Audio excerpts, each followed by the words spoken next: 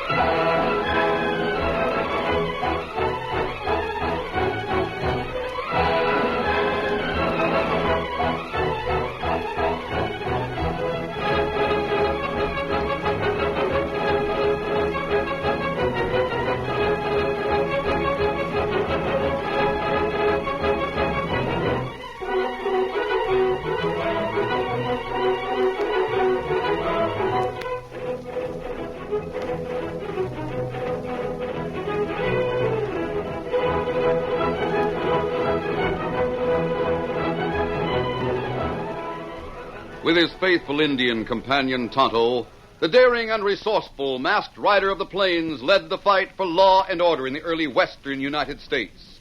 Nowhere in the pages of history can one find a greater champion of justice. Return with us now to those thrilling days of yesteryear. From out of the past come the thundering hoofbeats of the great horse Silver. The Lone Ranger rides again. Come on, Silver! Let's go, big fellow! Hi-yo, Silver! Away!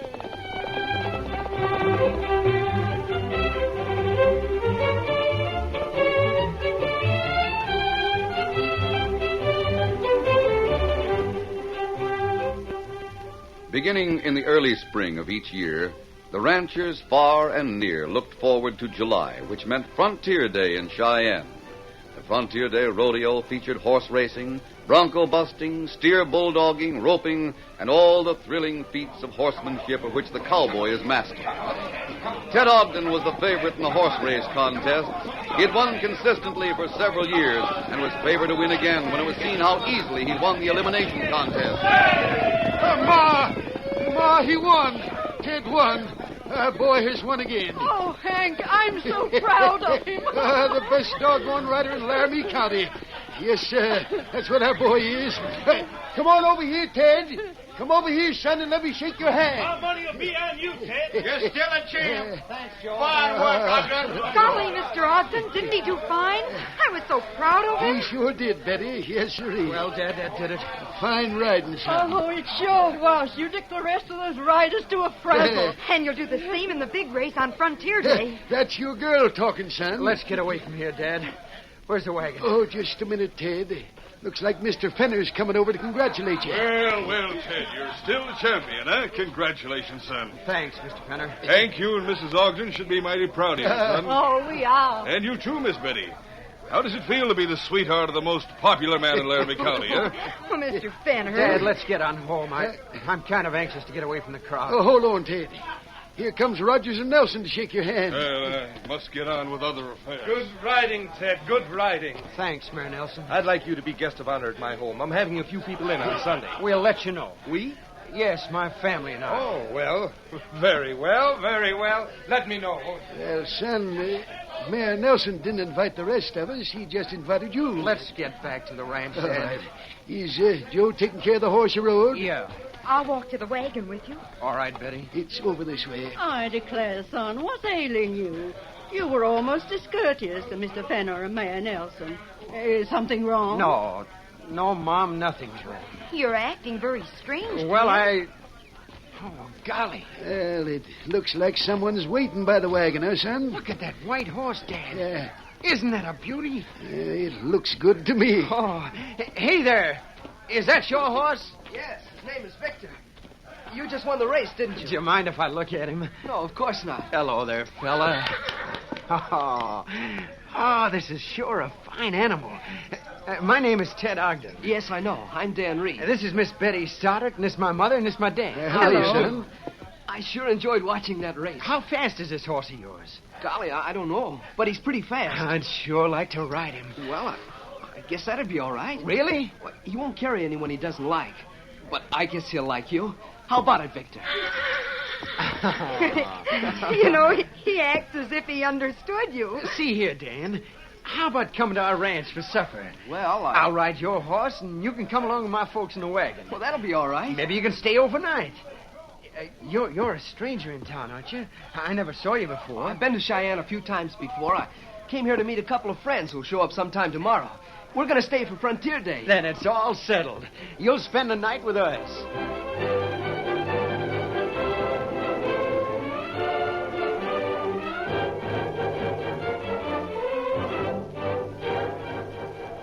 That evening in the Ogden home, Ted talked enthusiastically about Dan's horse without suspecting that the white stallion was the son of the Lone Ranger's great horse, Silver. Then after Dan had gone to bed, he sat for a time with his mother. He was silent and moody. Presently his mother said, Something is bothering you, son. Can't you tell me what it is? Why? What do you mean, Mom? I noticed it this afternoon, just after the race. You were yourself while you were talking about that white horse. But now, since Dan's gone to bed, you've been, thinking.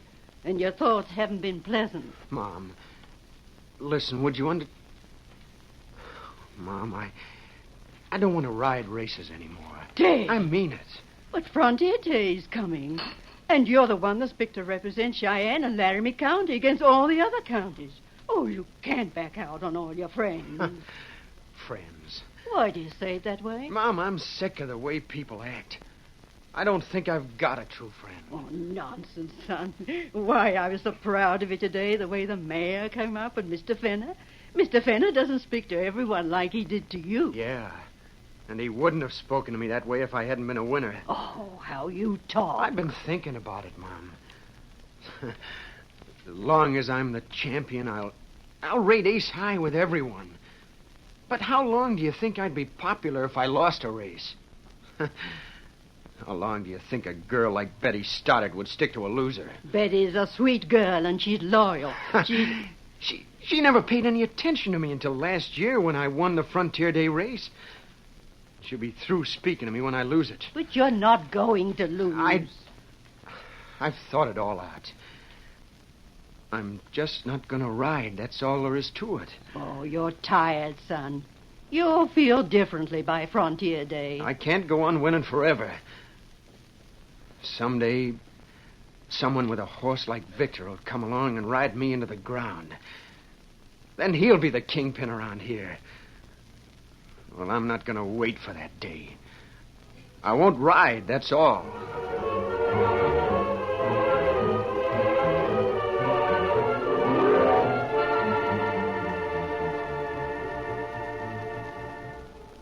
It was the next day when Dan Reed met the Lone Ranger and Tonto in an arroyo not far from Cheyenne. He told the masked man about Ted Ogden and Ted's decision not to ride in the championship horse race on Frontier Day. I was in the next room. I guess Ted thought I was asleep, but I wasn't. I couldn't help hearing what he said to his mother. People take Frontier Day very seriously, Dan. It means a lot to a community to have a winner. Golly, Ted can't quit. There's a big difference between losing a race and quitting. I laid awake most of the night thinking about it, wondering if there weren't some way to make Ted change his mind. Did he say anything to you about his decision? He told me about it this morning at breakfast. I tried to argue with him, but I didn't get anywhere. Can't you talk to him? Can't you tell him he's got to ride because everyone is counting on him? I think he knows that. I'll see if we can't find some way to change his mind. There must be something we can do. Tonto, I'll disguise myself. And you and I'll go into Cheyenne. Are you going to talk to Ted? I'll try to, Dan.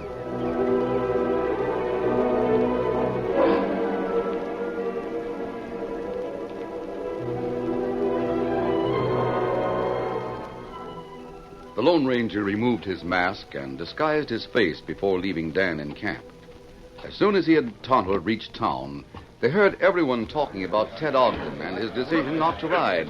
A group, for example, on the porch of the general store. Why, he really means it. Why, the double-crossing quitter? He's letting all of us down. I'd like to tell him what I think of him. You're sure he won't ride, Rogers? I just asked his boss. He said it was true. Tonto, we're too late.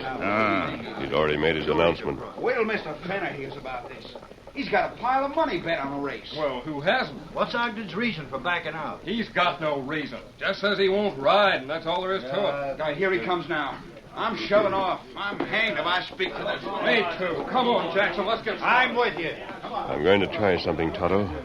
The only thing I can think of to make sure he does ride in that race. I'm going to put my mask on. Oh, someone see Ted with masked man? Maybe be trouble. I want people to see him with a masked man.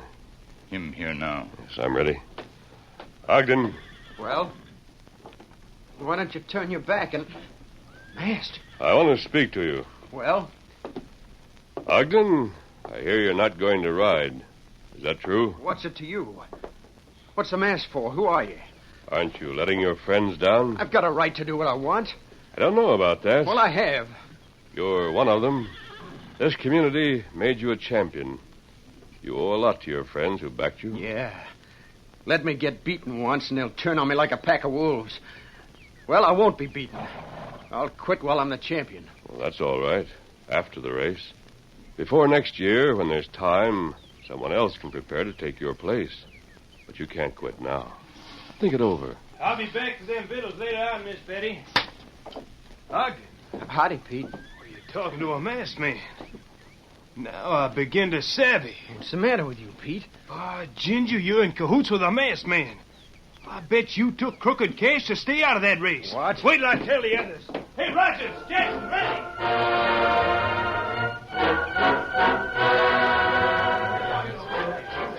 Talking to a masked man. Talking to a crook. Bribed, by thunder. That accounts for it. He's been bribed. Paid not to ride. We'll all lose half a dime we bet. That ornery buzzard, the polecat? Polecat nothing. He's just a downright quitter.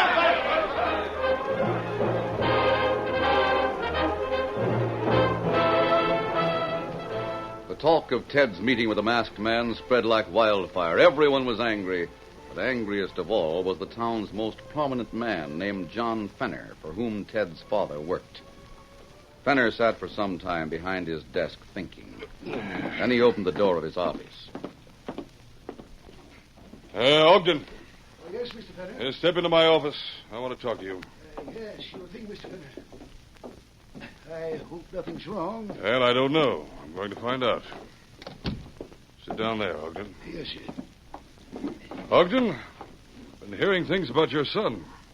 Oh? There's a rumor around town that he's planning to back out of the Frontier Day race.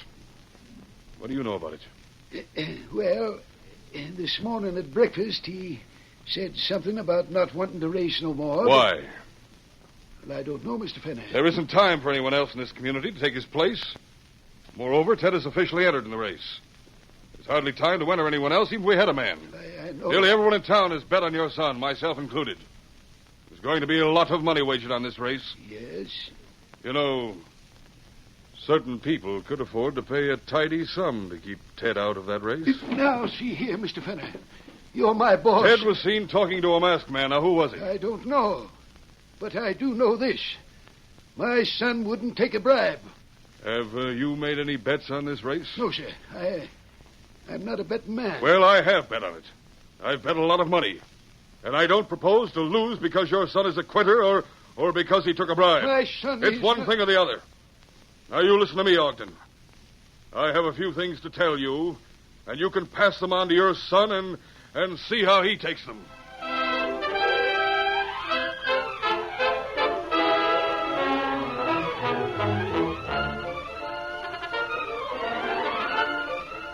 The curtain falls on the first act of our Lone Ranger story.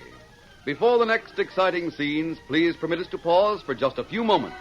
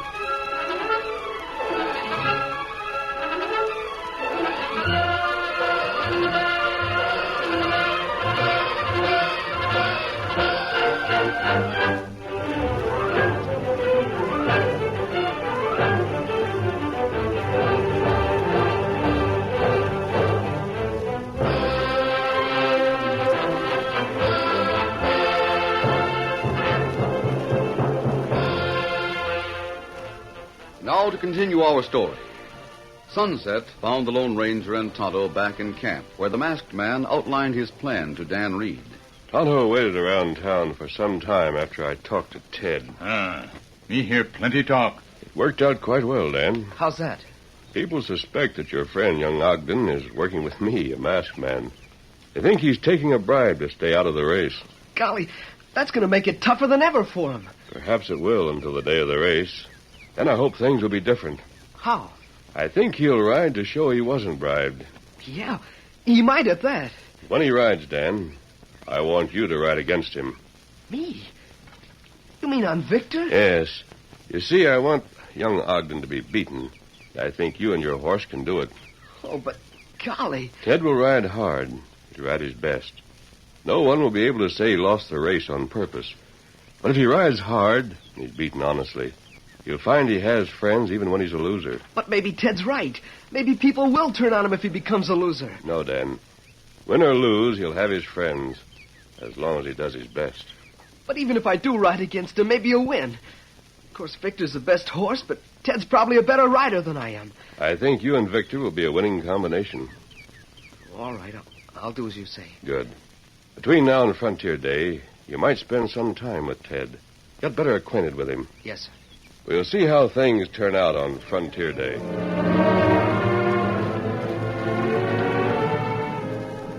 Dan Reed spent the next few days apart from his masked friend and Tonto. He stayed in Cheyenne and spent most of his time with Ted Ogden, and Dan was about the only friend Ted had. The people became increasingly bitter as the day of the big race neared, and Ted remained firm in his decision not to ride. And then, the evening before the race... Hank's late getting home. I'll give you two boys your supper. There's no hurry, Mom. I'm not hungry. Now, son, you've got to eat. Here comes your father. Oh, that's good. We can all eat together. I'll open the door for him. Well, good evening, son. Hello, Dad. Good evening, Mr. Ogden. Hello, Dan. You still planning to ride tomorrow's race? Yes, sir. Well, Ted, I reckon I'd better lay the cards right on the table. Oh, Ma, you come over here and sit down. I want you to know how things stand, too. Hank, is there something wrong? Well, you can judge for yourself. A few days ago, Mr. Fenner called me into his office and told me I better see to it that Ted entered that race and rode to win. Dad, I've told you how I feel about it. I know, son, I know. That's why I didn't say much to you. But now, well, things are different. Mr. Fenner had another talk with me today.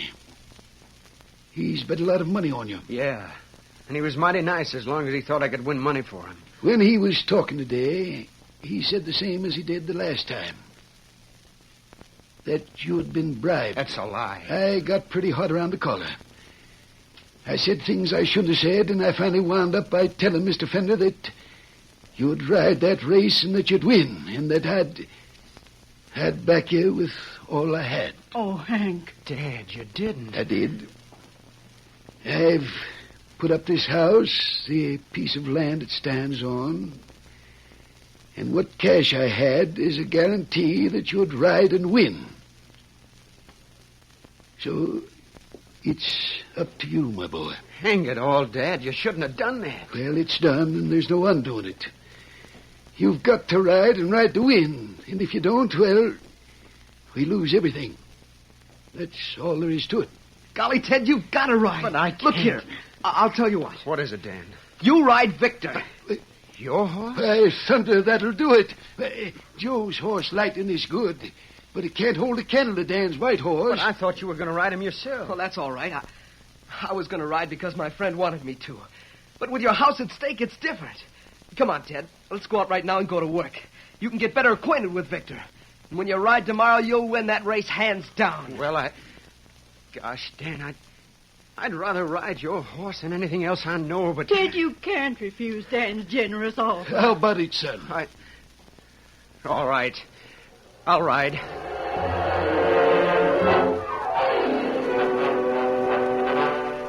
Frontier Day began at dawn.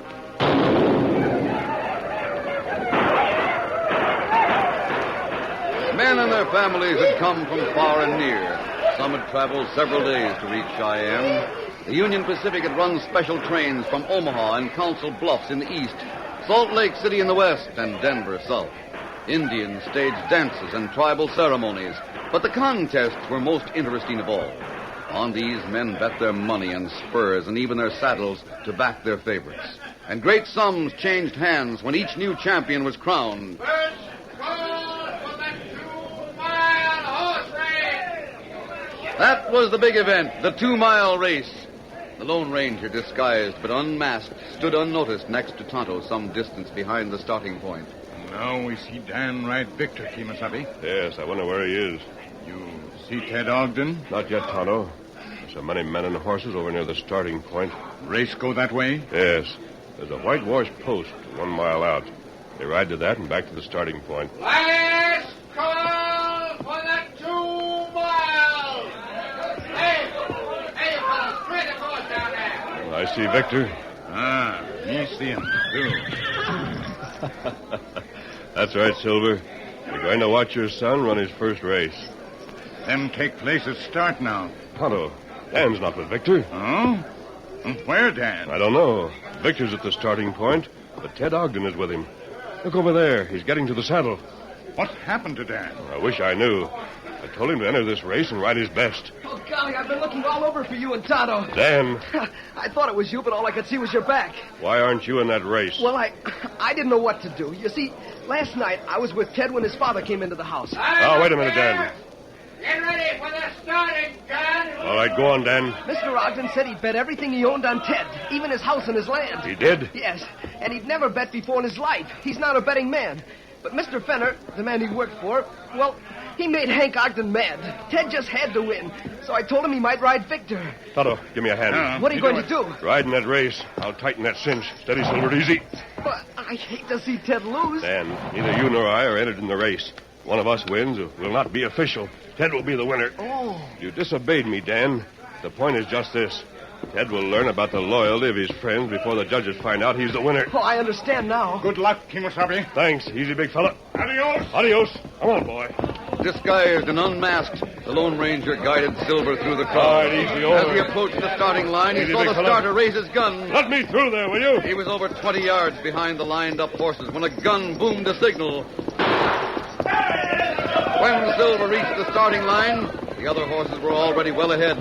But at last the way was clear. Now, boy. Come on, Silver!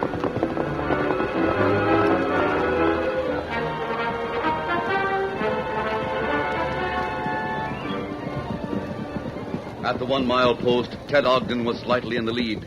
He made the turn less than 2 lengths ahead of the close-packed mass of other contestants. The Lone Ranger, having started late, was last. Come on, Victor. Get up, boy. The son of Silver got away from the turning post, then started for the finish line 1 mile away. And the mighty Silver made his bid. The lurch of increased speed threw the Lone Ranger back a little in the saddle. The other riders shouted as the white horse shouldered past. But all that Silver heard was the ringing cry of his master. Come on, Silver! Come on, big fella! Silver did his best. He felt his great heart pounding with his effort. He saw his son 2 lengths ahead, and then a single length. Incredibly, his stride became even more rapid, and it actually lengthened. The finish was not far away. 2 whitewashed posts gleamed nearer and nearer.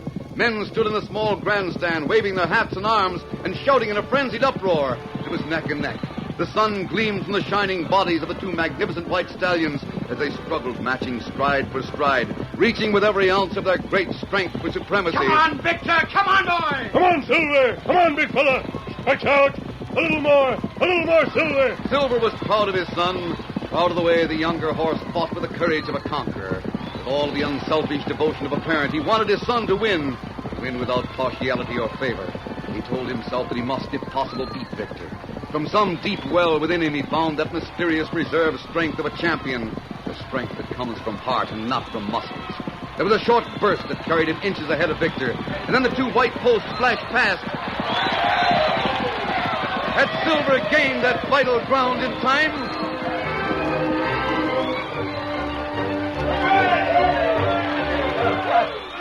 I did my best, Dad. I swear I did my best. There, son. No one could question that. Oh, Ted, son, I'm proud of you. Oh, I'm so proud of you. Mom, I lost. I lost the race. Ted, you were wonderful. You were just wonderful. There. That's what I think of that race. There's a reward for you, Ted. That was the finest race that's ever been run. But, Rogers, I lost. Oh, you're all right, Ted. I don't mind losing money on a race like that. Great work, Ted. Great work. You mean you're not sore, none of you? Let me shake your hand, Ted. That was one fine race. But I lost. Oh, sure, whatever, but you can't win all the time. We'll get a chance to win back our cash next year. Mom, Dad, Betty, I was wrong. I was all wrong. It's not the losing that's bad, son. It's quitting. Hey there, Ogden. Oh, Mr. Fenner. Well, I guess you won that guarantee I posted. Won? You bet I won, Hank, and so did you. I'll collect bets from everybody between here and Rock Springs. I sure bet heavily on your son. But Mr. Fenner, I lost the race. Oh, you did, huh? I lost the race, but I found out something about friendship. I just came from the judges. You know who it was that beat you? No, I don't. Well, neither does anyone else. He wasn't entered in the race, so his win doesn't count. You mean Ted will be judged the winner? Hey, look over yonder. The judge is just about to make the announcement. Ladies and gents, the winner and still champion, Ted Ogden! You hear that, son? You're still the champion. Dan. Oh, golly, Dan, where have you been? Your horse did it. He won the race. He won all right, but that other horse was faster. That other horse is about the... Well, I never saw anything like it. I'd sure like to know who owns that horse. You mean to say you didn't guess that the horse's name is Silver? Silver? Sure. The horse of the Lone Ranger.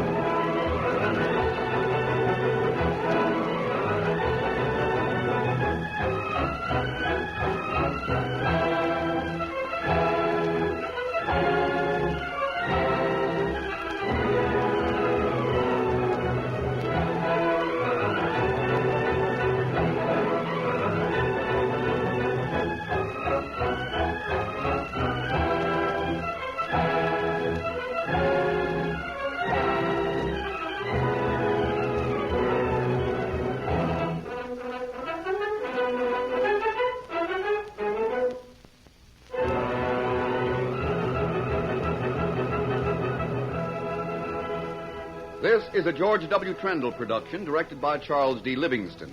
This story was written by Franz Stryker, and the part of the Lone Ranger is played by Brace Beemer.